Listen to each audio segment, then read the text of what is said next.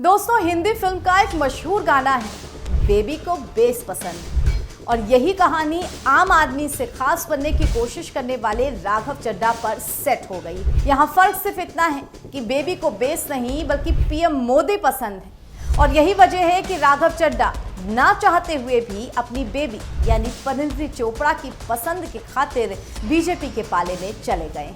वैसे ये दावा हमारा नहीं बल्कि सोशल मीडिया पर राघव चड्ढा की ट्रोलिंग करने के दौरान उभरकर सामने आया है। लेकिन कुछ बातें और सबूत ऐसे हैं जो इस बात पर मोहर लगाते हैं कि परिणीति चोपड़ा को पीएम मोदी पसंद है, और कहीं ना कहीं यही इशारा करते हैं कि सोशल मीडिया पर वायरल इस दावे में कुछ ना कुछ सच्चाई तो जरूर है। आखिर वो कौन से सबूत हैं जो साबित करते हैं कि परिणीति को पीएम मोदी पसंद है, और क्या सच में इसी वजह से राघव चड्ढा ने आम आदमी पार्टी से गद्दारी की है?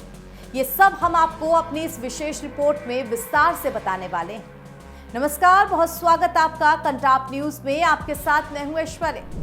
वैसे तो राघव ने पार्टी क्यों छोड़ी और क्यों वो अपनी ही पार्टी को अंदर से खोखला करने में लगे थे, इसकी अभी तक कोई ठोस वजह सामने नहीं आई है। राघव कह रहे हैं कि मैं रॉन्ग पार्टी में राइट मैन था, तो दूसरी तरफ आप कह रही है कि राघव जी बेजमीर हो गए हैं। लेकिन सोशल मीडिया पर राघव की ट्रोलिंग का सिलसिला थम नहीं रहा है। एक और जहां उन पर ईडी और सीबीआई के डर से पार्टी छोड़ने का आरोप लग रहा है, तो कुछ लोग बता रहे हैं कि उनकी नजर केंद्रीय मंत्री यानी कि पंजाब के सीएम पद पर है। आपके 63 विधायकों की टूट की खबरों के बाद ये दावे थोड़े मजबूत होते दिखते हैं। लेकिन सवाल यही है कि अगर बीजेपी को ऑपरेशन लोटस ही चलाना होता तो वो राघव चड्ढा समेत 7 सांसदों को अपनी पार्टी में शामिल करने की बजाय आम आदमी पार्टी को शिवसेना की तरह 2 धड़ों में तोड़ देते। मगर राघव चड्ढा और 7 सांसदों की बीजेपी में एंट्री ये बता रही है कि बीजेपी पंजाब सरकार को गिराने से ज्यादा कुछ और बड़ा दिमाग चला रही है। चूंकि पंजाब में अगले साल चुनाव है, तो पीएम साहब के चाणक्य कुछ नई गुणागणित कर रहे हैं। ऐसे में बात शीशे की तरह साफ हो जाती है कि राघव चड्ढा ने किसी मंत्री पद या सीएम सीट के लिए फिलहाल गद्दारी नहीं की है। यही वजह है कि सोशल मीडिया पर आम लोगों का शक परिणीति चोपड़ा की ओर ज्यादा जा रहा है। लोगों का दावा है कि परिणीति को क्योंकि पीएम मोदी पसंद है, इसीलिए राघव चड्ढा ने अपने राजनीतिक गुरु केजरीवाल की पीठ में खंजर भोंक दिया है। जब हमने इन दावों की तफ्तीश की तो कुछ बातें सही पाई गई। कई ऐसे मौके हैं जो साबित करते हैं कि न सिर्फ परिणीति को पीएम मोदी पसंद है बल्कि बीजेपी को भी परिणीति काफी पसंद है। पहला सबूत यह है कि परिणीति चोपड़ा पीएम मोदी के बेटी बचाओ बेटी पढ़ाओ मुहिम की ब्रांड एम्बेसडर रह चुकी हैं। साल 2015 में परिणीति हरियाणा की इस मुहिम का हिस्सा बनी और खट्टर सरकार में उन्हें अपना एम्बेसडर चुना गया।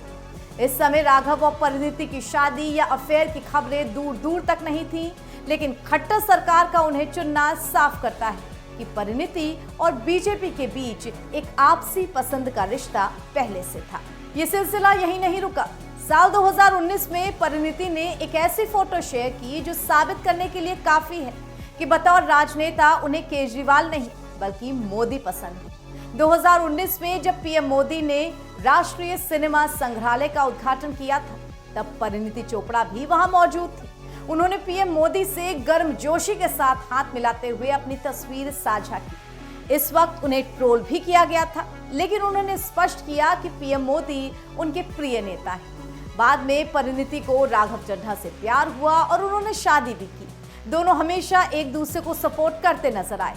शायद अब प्यार इतना बढ़ गया है कि परिणीति को जो पसंद है वही राघव को भी पसंद आने लगा है।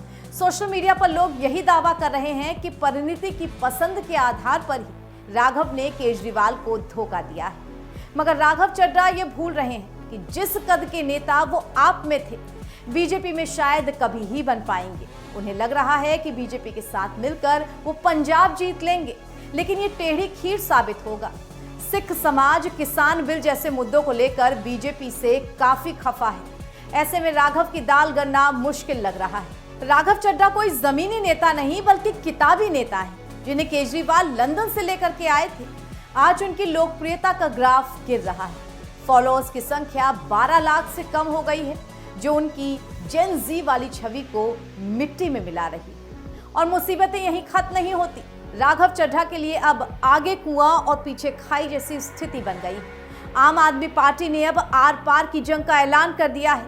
आपके भीतर से खबर आ रही है कि पार्टी इन 7 गद्दार सांसदों के खिलाफ हाईकोर्ट में जाने की तैयारी में है। पार्टी की लीगल टीम इन सभी की सदस्यता रद्द कराने की याचिका दायर करने वाली है। अगर ऐसा होता है तो राघव चड्ढा के पास न तो आपका साथ रहेगा और न ही राज्यसभा की वो कुर्सी जिसके दम पे वो आज बीजेपी के साथ सौदेबाजी कर रहे हैं। सियासत का दस्तूर है कि यहाँ धोखेबाजों को जगह तो मिलती है लेकिन सम्मान कभी नहीं मिलता।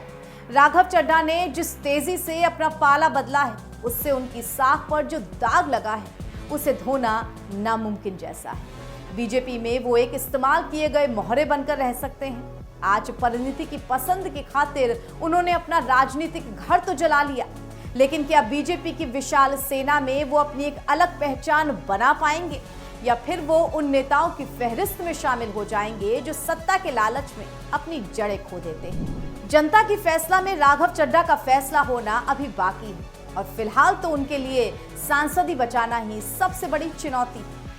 दर्शकों, हमारे इस एक्सप्लेनर में फिलहाल इतना ही, लेकिन कैसा लगा आप हमें कमेंट करके जरूर बताइए और देश दुनिया की तमाम खबरों के लिए आप जुड़े रहिए कंटाप न्यूज के साथ। नमस्कार।